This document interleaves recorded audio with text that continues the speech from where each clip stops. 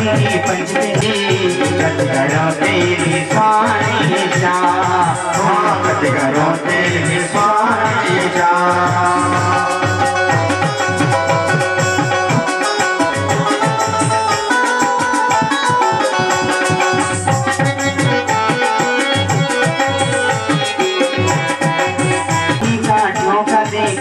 जान ज्ञान देवताओं की धरती माँ मन की बसान डांडी काठों का देखल जान ज्ञान देवो क्या हो तेरे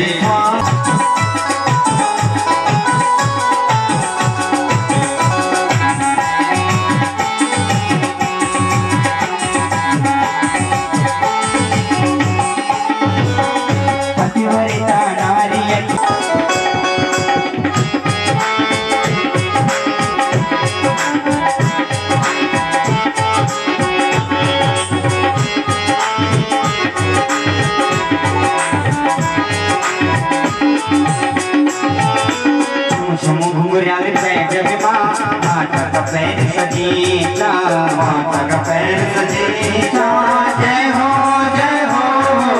छुम छुम घुंघरिया पैर माता का पैर सजीता छुम छुम छुर चल चूरन माँ कुंड चाले हाथ बरीता माते रो श्रृंगार प्यारो माते रो रंग रूप नारो ममता छल मुकुड़ी स्वाणी स्वाणी स्वाणी हे अम्बा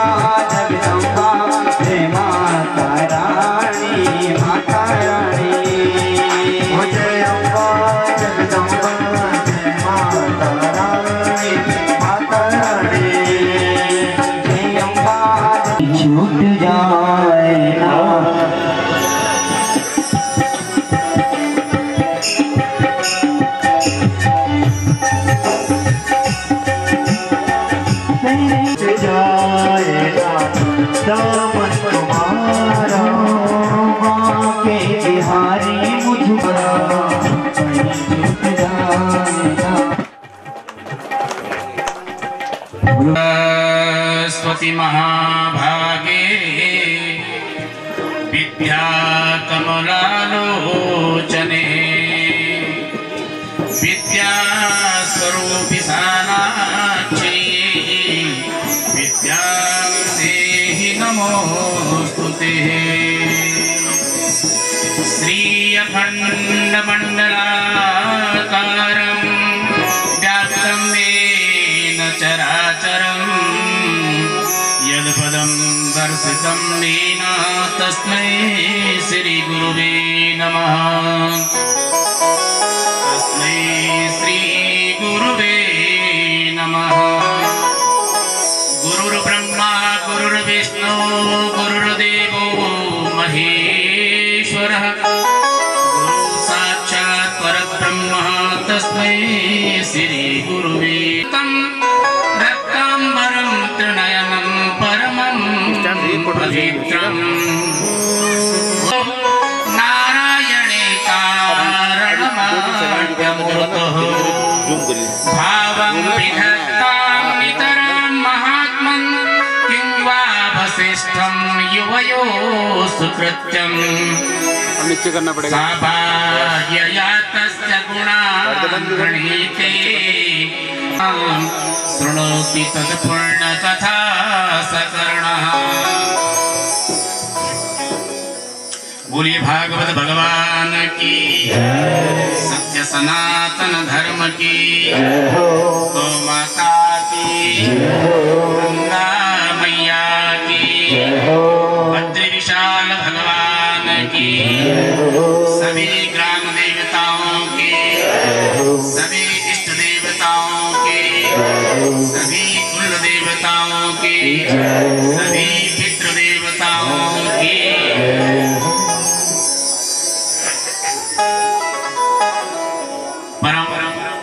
जिन लोगों ने इस दिव्य पुराण का इतना बड़ा भार अपने ऊपर लेकर के एक संकल्प लिया है कि हमने भी और जगहों की तरह अपने इस ग्राम में इस दिव्य पुराण का आयोजन करना है। और परम पवित्र वो पुण्य आत्माएं जो इस ग्राम की हैं, इस क्षेत्र की हैं, वो भी आज बड़ी गदगद हो रही होंगी कि देखो जो कार्य हम नहीं कर सके वो हमारे बच्चों ने कर दिया है, हमारी संतानों ने वो कार्य कर दिया है। वो पितर भी बड़े गदगद हो रहे होंगे, बड़े प्रसन्न हो रहे होंगे। इस गांव के जितने भी देवता हैं, चाहे वो घर में रहते हो चाहे मंदिर में रहते हो, वो भी बड़े आतुर रहते हैं कि हमारे गांव में कोई ऐसा सुंदर आयोजन हो जहां पर हमारी स्थापना। आप लोग बड़ी तन्मयता से और बड़े भाव के साथ में भगवान की कथा का, प्रथम दिन की कथा का श्रवण कर रहे हैं। और वो पुण्य आत्माएं उन सभी आत्माओं के लिए जो इस ग्राम सभा की हैं, इस क्षेत्र की हैं, उन पुण्य आत्माओं को भगवान अपने चरणों में वास दे, अपने चरणों में उनको स्थान प्रदान करे। और जो कुछ समय पहले इस क्षेत्र में कोई दुर्घटना हुई थी, उस दुर्घटना में जिनका शरीर शांत हुआ है, उनके लिए भी भगवान से प्रार्थना है कि उनको सद्गति प्रदान हो। इतना ही समय उनका इस जीवन में, इस मृत्यु लोक में था, उसका कोई कुछ कर नहीं सकता है। केवल इतना है कि भगवान उनकी आत्मा को शांति प्रदान करे। और अब कथा को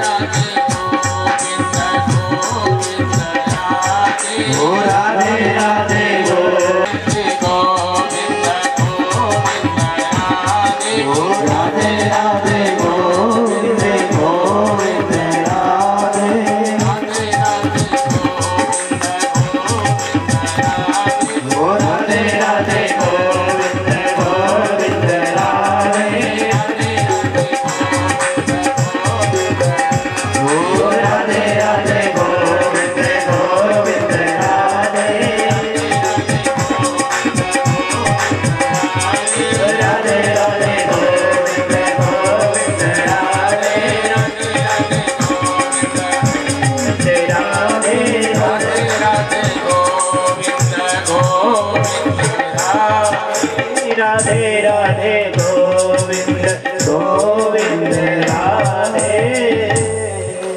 पुण्य आत्मा जीवित रहती है जिसने कोई बहुत बड़ा पुण्य पूर्व जन्म में किया। इस समय, छोटे से समय में हमें भगवान को कैसे प्राप्त करना है, हमें अपने जीवन में कैसे भगवान की भक्ति को जागृत करना है, जो सुसुप्त पड़ी हुई है, सोई हुई है, उस ज्ञान को कैसे जागृत करना है, उस ज्ञान को जगाने के लिए इस भागवत महापुराण से दिव्य यज्ञ कोई हो नहीं सकता है। इसलिए आप लोगों ने बहुत अच्छा विचार किया, चिंतन किया और मनन किया कि हमने अपने ग्राम में सबसे पहले श्रीमद् भागवत महापुराण इस ज्ञान यज्ञ को करना है। जब जीव को ज्ञान हो जाएगा तो अपने आप अज्ञान भाग जाएगा, उसकी अज्ञानता दूर हो जाएगी। और जब ज्ञान उस जीव को प्राप्त हो जाएगा तो शुभ कर्म करने लगे। हे ऋषिवर, आप कहाँ जा रहे हैं? आप तनिक रुकिए, आप थोड़ा रुक जाइए। मेरे मन में अनेक प्रकार के द्वंद्व हैं, अनेक प्रकार की शंकाएं हैं, आप उनका निवारण करके जाइए। नारद जी ने कहा, हे देवी, पहले ये बताओ तुम कौन हो, और ये जो तुम्हारे पास में दो पुरुष पड़े हुए हैं, बेसुध पड़े हुए हैं, ये करना है। आप चिंता मत करो, वो ज्ञान यज्ञ मैं तुम्हें सुना देता हूँ। नारद जी बड़े प्रसन्न हो गए, भगवान की जय जयकार करने लगे। प्रभु आपकी कृपा से आज मुझे अपने भाइयों से मेरी भेंट हुई है, जो सनक सनंदन सनातन और सनत कुमार ऋषि हैं, बड़े विद्वान हैं, परम पवित्र हैं, निरंतर भगवान के नाम संकीर्तन को लेकर के भ्रमण करते रहते हैं। नारद जी बड़े प्रसन्न हो गए कि आज मैं उस भक्ति ज्ञान और वैराग्य के उद्धार के लिए कोई शुभ कर्म करने जा रहा हूं। नारद जी ने जब ये संकल्प किया कि मैंने ज्ञान भक्ति और वैराग्य के उद्धार के लिए श्रीमद् भागवत महापुराण यज्ञ करना है, तो सबको पता पुराण कर रहे हैं। सब लोग दौड़ दौड़ के बद्रीनाथ में इकट्ठा होने लग गए।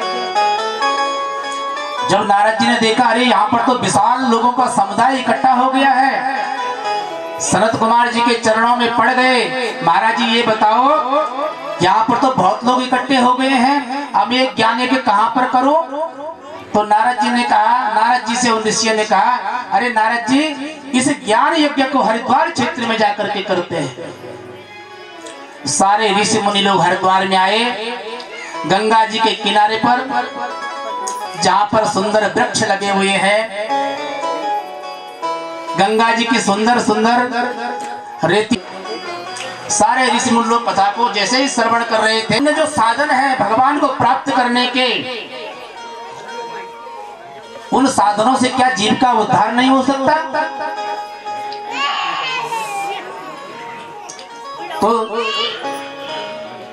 ऋषिवर कहते हैं, सनत कुमार जी कहते हैं, नारद जी, जो अन्य साधन हैं, योगात् गर्जति सप्ताहो से छोटे पड़ जाते हैं।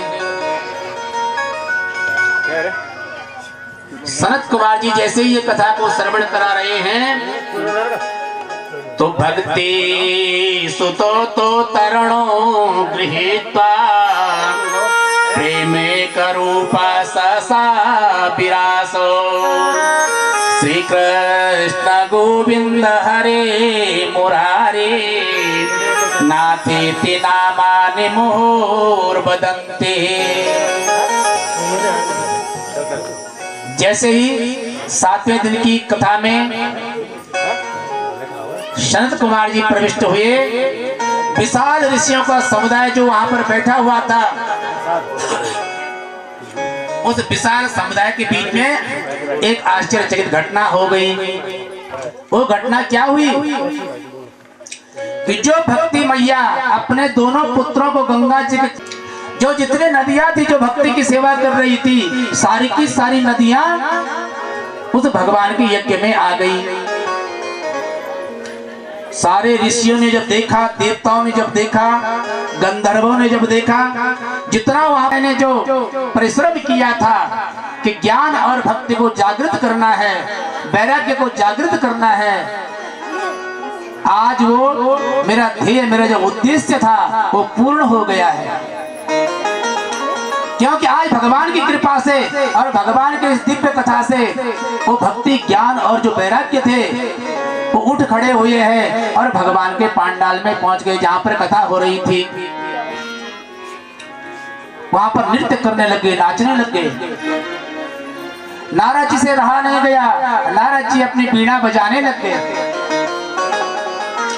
देवराज इंद्र जो स्वर्ग से उस कथा को श्रवण करने आए थे, वो मृदंग बजाने लगे। जो अर्जुन है, अर्जुन गायन विद्या में बड़े प्रवीण हैं। जो पांडवों के भाई अर्जुन हैं, वो गायन शुरू करने लग गए। उन्होंने गाना प्रारंभ कर दिया। भक्ति मैया नाचने लग गई, ज्ञान वैराग्य नाचने लग गए। अब तो वहां पर नारद जी बीड़ा बजाने लग गए, इंद्र महाराज मृदंग बजाने लग गए, अर्जुन भक्ति में ज्ञान रस घोलने लग गए। वहां पर जो कथा का जो समस्त समाज था, जो कथा को, वो तालियां बजाने लग गए और भगवान का नाम संकीर्तन करने लग गए। ऐसा वहां पर वातावरण हो गया, सब लोग भक्तिमय हो गए, सब लोग ज्ञानमय हो गए, सब लोग वैराग्यमय हो गए। भक्ति और ज्ञान वैराग्य ने नारद जी को प्रणाम किया। अरे देवर्षि, जब आपने हमें स्थापित कर दिया है इस संसार में, आपने हमारा परिचय करा दिया। नारद जी ने कहे, देवी तुम चिंता मत करो, तुम भक्ति हो, भक्ति महारानी हो, जाओ सभी भक्तों के हृदय में निवास करो। भक्ति को स्थान दे दिया जो सबके हृदय में निवास करती है।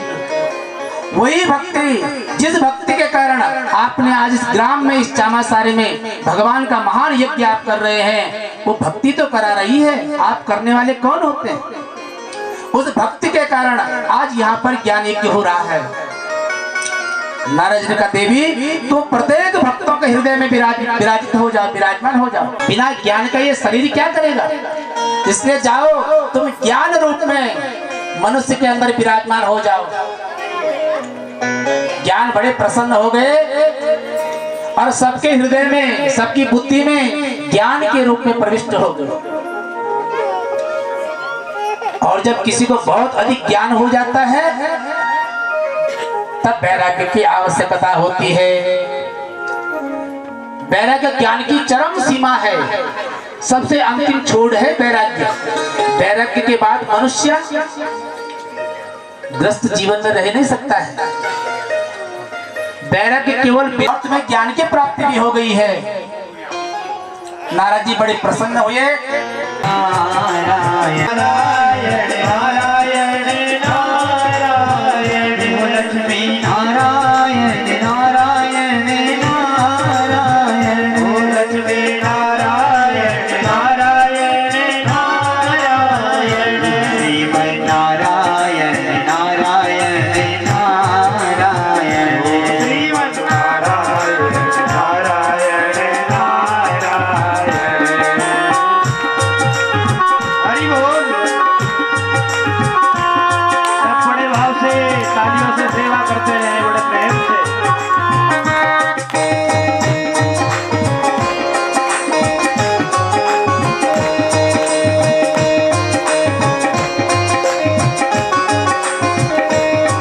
ओ बद्री नारायण नारायण नारायण ओ बद्री नारायण नारायण नारायण बद्री नारायण नारायण नारायण ओ गाओ नारायण नारायण नारायण सत्य नारायण नारायण नारायण ओ सत्य नारायण नारायण नारायण लक्ष्मी नारायण नारायण नारायण ओ लक्ष्मी नारायण नारायण नारायण। सनत कुमार जी नारद जी से कहते हैं, नारद जी क्वालिटी कैसी आ रही है? ठीक आ रही है। ये मनुष्य जो निरंतर पाप कर्म करता रहता है पानी की पीने के और हमेशा ही पाप में रत रहता है, बुरे कर्मों में, बुरी संगत में पड़ा रहता है, क्योंकि ये मानवा पाप कृतस्तु सर्वदा। तो नहीं पीता लेकिन शराबी के साथ में जाता रहता है, उसके साथ साथ में वो भी पापी होता है। वो शराब नहीं पीता लेकिन उस शराबी का संसर्ग करता है, उसका अनुसरण करता है, उसकी बातों में कहते हैं, हाँ आप ठीक बोल रहे हो, आपने बहुत अच्छा बोला है, शराबी नहीं है, लेकिन उस शराबी का जो साथ देता है वो भी महान पापी कहलाता है। ये 5 प्रकार के महान पापी होते हैं। ब्रह्म हत्या करने वाला, गौ हत्या करने वाला, सोने की चोरी करने वाला, अधम शराबी और उसका साथ देने वाला। ये 5 प्रकार के महान पाप हैं। और जिसने जीवन में अब तक ये पाप कर दिए और एक बार उसने भगवान श्रीमद् भागवत महापुराण ज्ञान यज्ञ को श्रवण कर लिया, उसके सारे पाप ही समाप्त हो जाते हैं, मन में अच्छे विचार आते हैं। अरे मैं तो चोरी नहीं करूंगा, मैं तो किसी ब्राह्मण का अपमान नहीं करूंगा, ऐसे सुंदर विचार आते हैं। यहाँ पर भागवत कथा हो रही है, हम किसी को जबरदस्ती मार मार के शराब थोड़ी छुड़ानी है। ये भागवत रूपी कथा को उसके मन में इतना पिलाना, उसको इस कथा को है इतना कथा का पान कराना है कि शराब का पान करना ही भूल जाए। के अंदर कोई व्यभिचार तो नहीं है, अत्याचार तो नहीं है, ये क्या काम कर सकता है मेरे लिए। लेकिन जिसका भाव उत्तम होता है, श्रेष्ठ होता है, तो भाव मिच्छामि देवता। भगवान हमेशा भाव के भूखे होते हैं। पंगत में सब लोग भोजन करने बैठे हुए हैं, कुछ लोग बांट रहे हैं, कोई पूरी बांट रहा है, कोई खीर बांट रहा है, कोई हलवा बांट रहा है। एक बार सबको दे दिया, दूसरी बार बांटने वाला फिर लाइन में गया, भैया आपको क्या चाहिए। तो एक सज्जन कहता है भैया मुझे पूरी दे दे, मुझे हलवा भी दे दे, मुझे सूजी भी दे दे, प्रसाद दे दे, मिठाई दे दे, सब कुछ मांगता है, वो दे के चला जाता है। फिर दूसरी बार जाता है, फिर वो कहता है और दे दे, तीसरी बार कहता है और दे दे। तो जो बांटने वाला होता है वो दूसरी बार उस तरफ जाता ही नहीं, वो दूसरी तरफ चला जाएगा। अरे ये तो कितना मांगता है। इसको नगर है, जिस नगर में एक बड़े तेजस्वी, बड़े आत्मज्ञानी और बड़े विद्वान ब्राह्मण रहते हैं, जिस ब्राह्मण का नाम है आत्मदेव। बड़े पवित्र विद्वान, बड़े धर्म कर्म करने वाले विद्वान उस नगर में रहते हैं, और उस विद्वान ब्राह्मण का नाम है आत्मदेव। भिक्षा वृत्ति करते हैं, भिक्षा मांग करके अपने परिवार का लालन पालन करते हैं। और घर में दोनों जने रहते हैं, एक उनकी पत्नी है और एक वो स्वयं है। तो जो उनकी पत्नी है उस देवी का नाम है धुंधली। आत्मदेव ब्राह्मण की जो पत्नी है उनका नाम धुंधली है। वो बड़ी क्रूर स्वभाव की है। पति तो बेचारे बड़े अच्छे हैं, लेकिन पत्नी बड़ी उग्र स्वभाव की, बड़ी क्रूर स्वभाव की है। वो पंडित जी जब भिक्षा लेके घर आते हैं, पत्नी फटकार लगाती है, आज बड़ी देर कर दी, इतनी कम भिक्षा लेके आए। अरे देवी आज भिक्षा मिली नहीं, मैं कहां से लाता, नहीं चाहे कहीं से भी लाते और अधिक भिक्षा लाते। अरे ब्राह्मण कहता देवी हम केवल मिला जुला करके केवल 2 जीव तो घर में हैं, तुम और मैं, हमारे घर में तो कोई संतान भी नहीं है, हम अधिक धन का क्या करें। लेकिन वो धुंधली कहते नहीं, मुझे बहुत सारा धन चाहिए। बार बार उसकी जिज्ञासा बढ़ती रहती है। नारद जी से कहते हैं सनकादि ऋषि, अरे नारद जी ब्राह्मण देवता कौन हो। बोले महाराज मेरा नाम आत्मदेव है, तुंगभद्रा नदी के तट पर रहता हूँ, वही मेरा ग्राम है। अरे ब्राह्मण देवता वो तो ठीक है, लेकिन तुम जल में क्या कर रहे हो।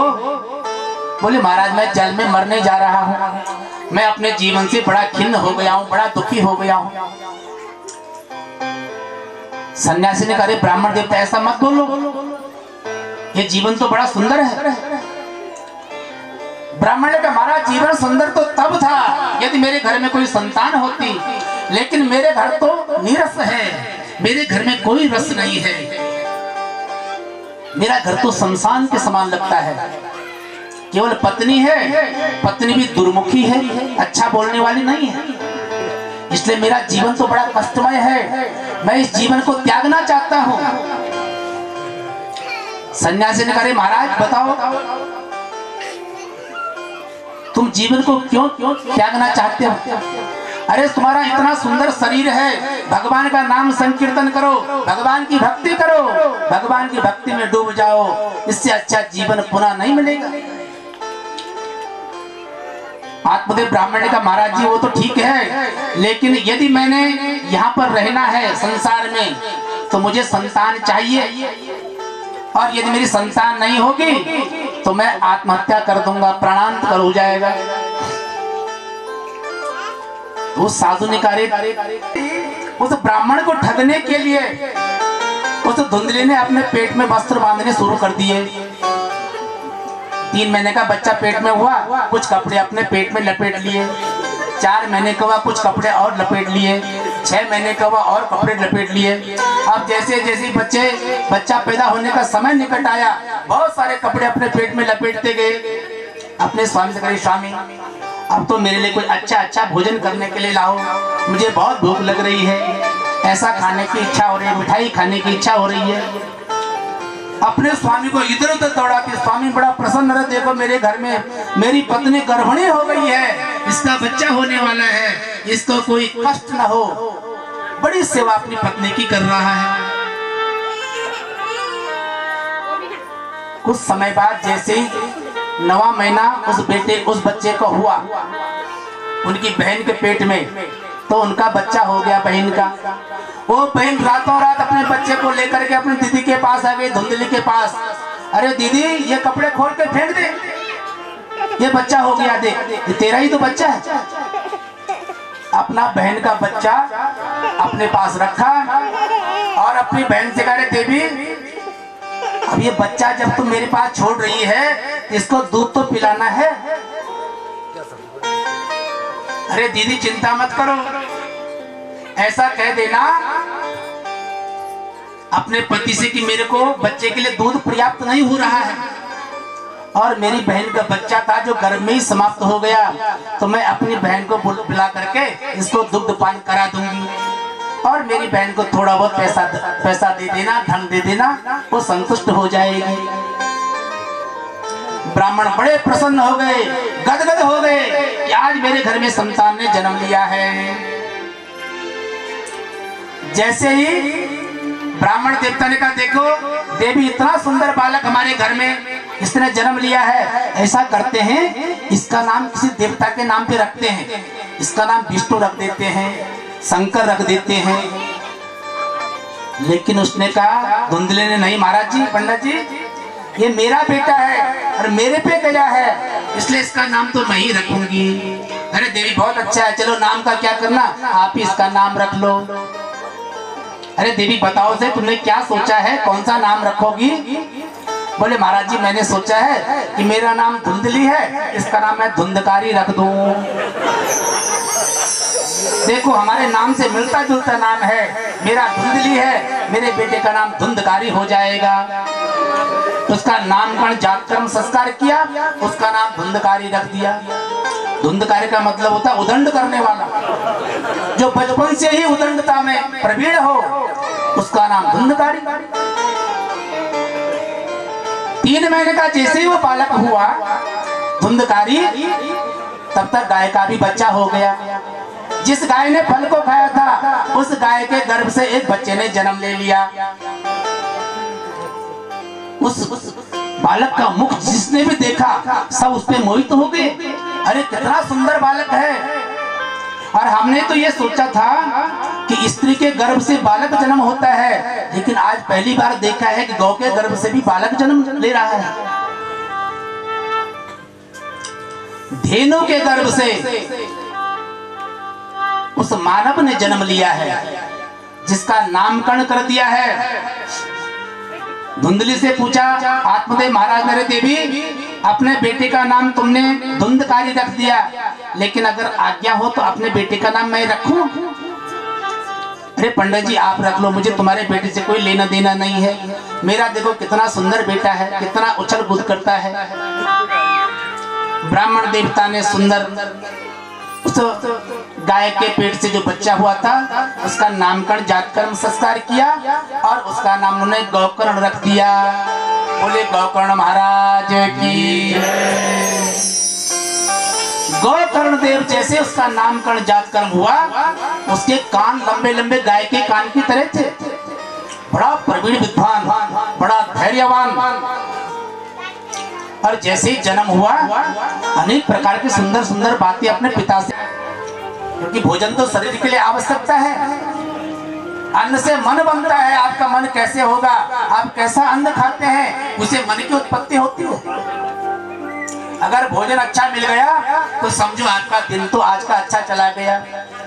लेकिन कुमुखी चाभारिया, अगर भोजन बनाने वाली पत्नी अगर अच्छी नहीं है, क्रोधी है, दुष्ट है, तो आदमी का जीवन कैसे होगा?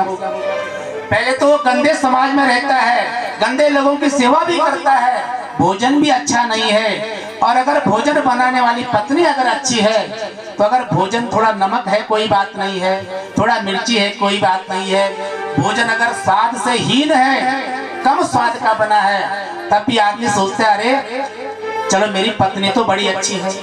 अगर भोजन अच्छा न बना हो लेकिन भोजन बनाने वाली बड़ी अच्छी हो तो सारा दुख दूर हो जाता है। ग्राम के समाज भी अच्छा नहीं है, लेकिन अपनी बेटी अगर घर में हो और बेटी यदि अच्छी हो तो मन बड़ा प्रसन्न रहता है। देखो कोई सुख मुझे जीवन में नहीं मिला, लेकिन मुझे एक कन्या के रूप में जो सुख मिला है, जो मेरी बेटी घर में है, जो बड़ी सुंदर बोलने वाली है। अगर पिता कहीं से थके हारे आते हैं, बेटा कभी आपको पानी नहीं पूछेगा, कन्या पानी लेकर के आते हैं, पापा पानी पियो, माताजी पानी पियो। तो जो कन्या होती है वो लक्ष्मी का स्वरूप तो होती होती है, वो भाग्यवंता भी होती है, वो भाग्यशाली होती है कन्या। पुरुष का कोई भाग्य नहीं होता, पुत्र हमेशा दूसरे के भाग्य पे चलता है। जो मनुष्य होता है वो हमेशा मंद भागी होता है, उसका कोई भाग्य नहीं होता है, हमेशा स्त्री उसके भाग्य को बढ़ाती है। जब कन्या के रूप में अपने पिता के घर में रहती है तो अपने पिता को भाग्यशाली बनाती है। जब विवाह होकर पति के घर में जाती है अपने पति को भाग्यशाली बनाती है। पुरुष का कोई भाग्य नहीं होता है, हमेशा स्त्री के भाग्य से ही पुरुष आगे बढ़ता है। अगर सुंदर कन्या घर में हो तो सारे दुख दूर हो जाते हैं, लेकिन अगर कन्या विधवा हो और अपने पिता के घर में रहती हो तो कितना जीवन में कष्ट होता है। ये 6 प्रकार के महान कष्ट हैं। गांव भी अच्छा नहीं, समाज अच्छा नहीं, भोजन अच्छा नहीं, स्त्री अच्छी नहीं, पुत्र अच्छा नहीं, और कन्या पिता के घर में विधवा होकर रह रही है। ये 6 प्रकार के कष्ट हैं। इस 6 प्रकार के कष्ट जिस जीव को लग जाते हैं उसको लकड़ियों से जलाने की आवश्यकता नहीं पड़ती, वो स्वयं धीरे धीरे उसका शरीर क्षीण हो जाता है, कमजोर पड़ जाता है और उसका शरीर शांत हो जाता है।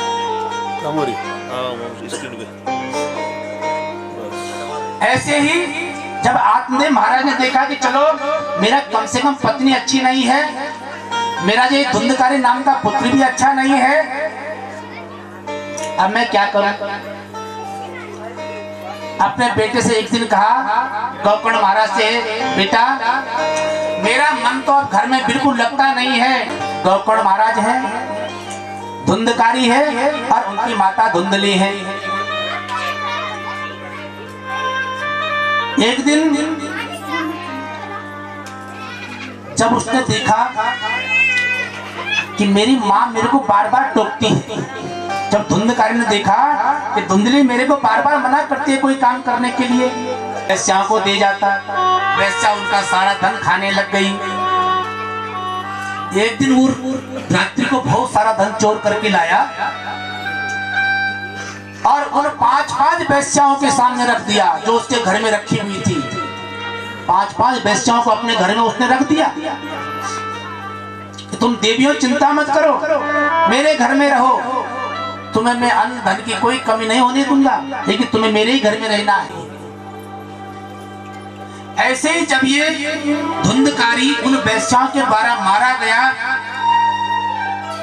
इसके मुंह में गरम गरम अंगारे डाले गए, लकड़ियां इसके मुंह में भरी गई, तो बड़ा कष्टकारी इसका मरण हुआ, इसको गति नहीं मिली।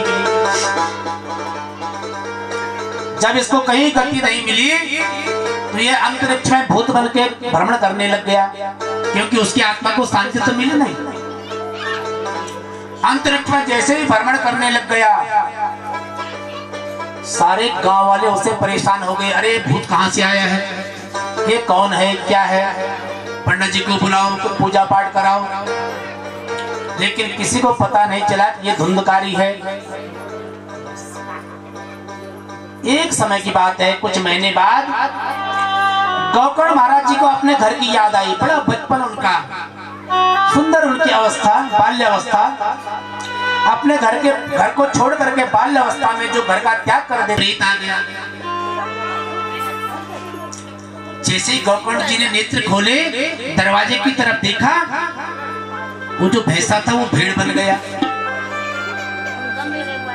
जैसे ही गोकर्ण जी ने और ध्यान से देखा, वो कभी बिल्ली बन गया, कभी कुत्ता बन गया। अनेक प्रकार के रूप बदल बदल के तो गोकर्ण जी को डराने लग गया। गोकर्ण महाराज बड़े विद्वान थे, अनेक प्रकार की विद्या जानते थे, ब्राह्मण पुत्र थे। गति जैसे जिसका मरण होता है उसी उसको गति प्राप्त होती है। तो क्योंकि इस धुंधकारी की गति अच्छी नहीं थी, इसकी मति अच्छी नहीं थी, इसलिए इसकी मृत्यु भी अच्छी नहीं हुई। मुख से आवाज नहीं निकली, लेकिन जैसे गोकर्ण जी ने जल को मंत्रित करके छींटा मारा, तुरंत आवाज निकल गई और कहने लग गया, अहं भ्राता त्वदयोस्मिन् धुंधकारीति नामतः। स्वकीयेन वो कभी कुछ नहीं कर सकता है, उसके मन में भाव ही नहीं आ सकता है। लेकिन जिसके मन में अपने पितरों के लिए बड़ी श्रद्धा हो, बड़ा भाव हो कि मैं अपने पितरों के लिए कुछ कर सकूं, उनका ऋण मैं कैसे दे सकूं। अरे यदि हमारे दादा परदादा नहीं होते तो हम कहां से होते। आप चिंतन करो, मनन करो, विचार करो, उनकी कृपा से तो आज हम सब लोग बैठे हुए हैं। आप संसार का सुख भोग रहे हैं, संसार का साधना का उपभोग कर रहे हैं, तो उनकी कृपा आपके ऊपर है। और उन पितरों के लिए यदि आपने अपने जीवन में कुछ नहीं किया है तो ये मनुष्य जीवन, आंखों में अश्रुधारा आ गई। अरे मैंने सबको पूछा, लेकिन किसी ने ढंग का उपाय तो बताया नहीं। मेरे भैया का उद्धार कैसे होगा, मेरी माँ का उद्धार कैसे होगा। ये तो प्रेत पीड़ा विनाशनी, प्रेत की पीड़ा को, भूत प्रेत की बाधा को गोकर्ण महाराज कथा कर रहे थे। सारा समाज कथा को श्रवण कर रहा था। उस प्रेत ने देखा, धुंधकार ने चारों तरफ घुमा, मैं कहाँ बैठूं, कहाँ बैठूं, कहीं बैठने का स्थान उसको प्राप्त नहीं हुआ। ये जैसी वेदी बनी है, 4 स्तंभ लगे हुए हैं, एक स्तंभ पर एक बांस का डंडा बंधा हुआ था, और बांस के अंदर जो छेद होता है, हर ग्रंथि में छेद होता है। धुंधकारी उस पहले छेद में बैठ गया, और जैसे थोड़ा माया जावे छोड़ा,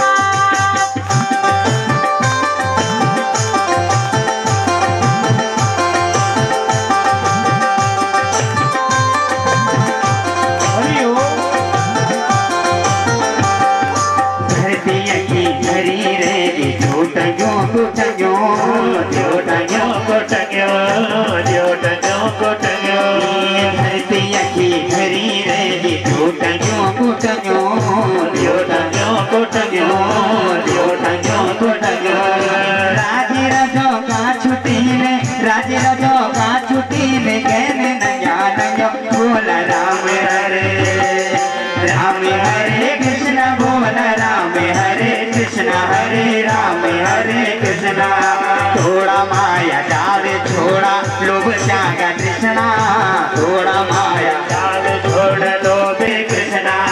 राम हरे कृष्ण बोल, राम हरे कृष्ण, हरे राम हरे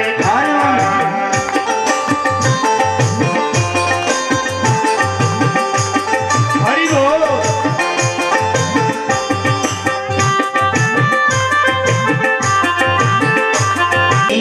भगती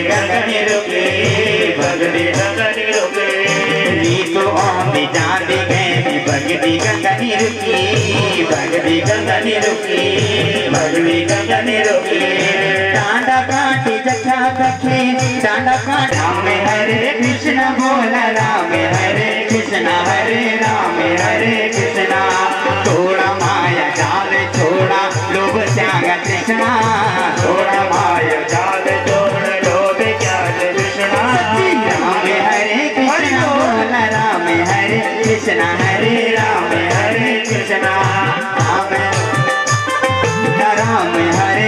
कृष्णा हरे राम हरे कृष्णा।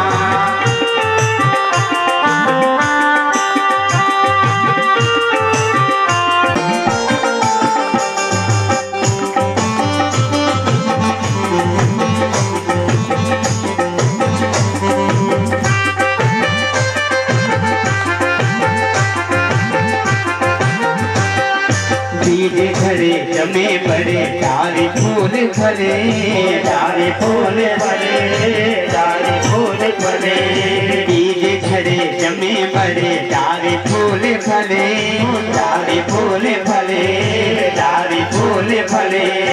एक सूखी है कि मोरे, एक सूखी है कि मोरे, दुनिया इन्हें चले चले। राम हरे राम हरे कृष्णा बोला राम हरे कृष्णा हरे राम हरे कृष्णा, राम हरे कृष्णा बोला राम हरे कृष्णा हरे राम हरे कृष्णा। थोड़ा माया जावे छोड़ा लोभ जागा कृष्णा, बोला राम हरे कृष्णा हरे राम हरे कृष्णा, राम हरे कृष्णा बोला राम हरे कृष्णा हरे राम हरे कृष्णा। कृष्णचंद्र भगवान की। आगे आकर के वेदव्यास भगवान जी से आशीर्वाद ग्रहण करें। जाओ। बारू सिंह करें।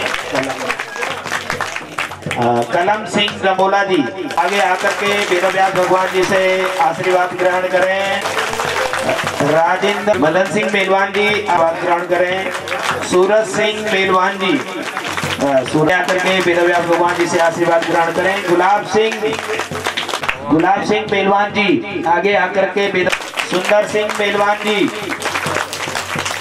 बहुत सुंदर कार्य। चंदन सिंह मेलवान जी सभी जितने भी बुजुर्गों का तो जामाशाली के समस्त युवाओं दिव्य कार्यक्रम जो कि अपने बुजुर्गों को सम्मानित करने के लिए जो है आपने रखा है और बहुत बहुत सुंदर कार्यक्रम, इसके लिए आप बधाई के पात्र हैं। और यहाँ आचार्य मंडली की ओर से और परम पूज्य वेदव्यास भगवान। अब मैं निवेदन करना चाहूंगा कि समस्त भगवती स्वरूपा माताओं और भाई बहनों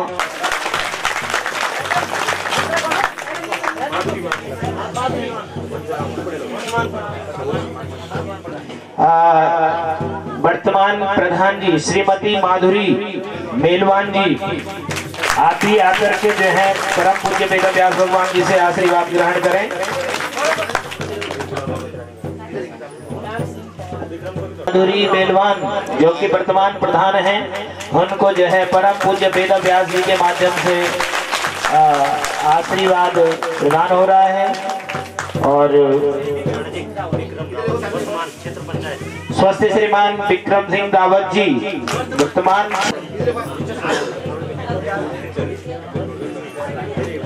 श्री हाथों से सभी लोग आगे आ जाएं। बाकी समस्त माताएं सभी अन्य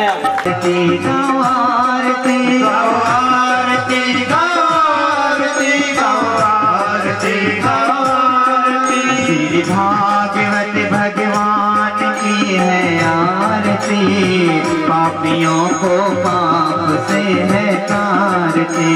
भागवत भगवान की है आरती, पापियों को पाप से है तारती। ये अमर ग्रंथी मुक्त पंथ ये पंचाला है, नवज्योत जगाने वाला है, नवज्योत ये पंचम वेद निराला, नवज्योत जगाने वाला, नवज्योत जगाने वाला है, नवज्योत जगाने वाला है। हरि नाम यही हरि धाम यही, यही हरि धाम यही, हरि नाम यही हरि धाम यही। ध्वज के मंगल की आरती, पापियों को पाप से है पापों को मिटाने वाला, हर दर्श कराने वाला है, हर दर्श कराने वाला है, हर दर्श कराने वाला है। ये शांति गीत पावन कराने वाला, हर दर्श करा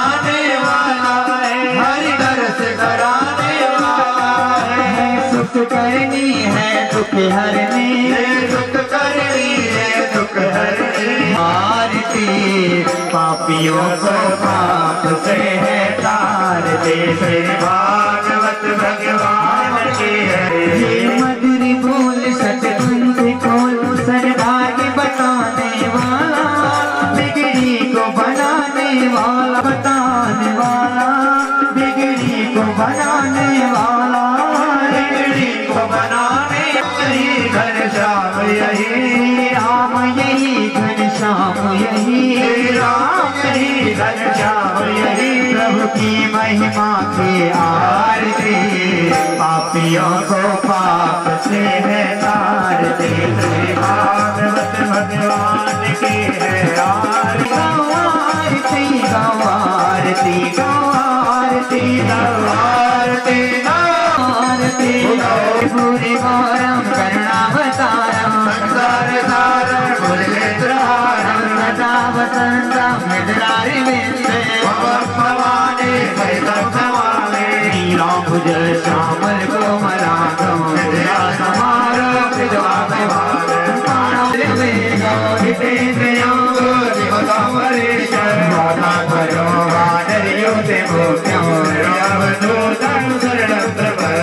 देवी प्रपन्नाति हरे प्रसीदा